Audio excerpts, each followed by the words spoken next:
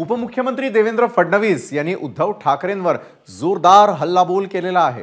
बाळासाहेब ठाकरे वाघ होते ते आमचं दैवत आहेत, पण राम मंदिरासाठी उद्धव ठाकरेंनी काय केलं असा सवाल फडणवीसांनी केलाय।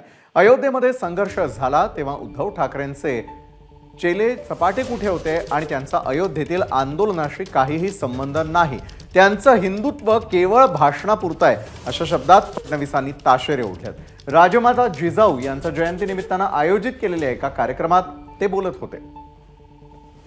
तर पाहूयात फडणवीस नेमकं काय म्हणाले। हृदय सम्राट शिवसेना प्रमुख बाळासाहेब ठाकरे वाघ होते, ते या आंदोलनाच्या पाठीशी भक्कमपणे उभे होते। पण उद्धवजी, तुम्ही आणि तुमचे चेले चपाटे आज जे बोलतायत ते कुठे होते? या आंदोलनात तुम्ही कुठे होतात? या आंदोलनाशी तुमचा काही संबंध नाही।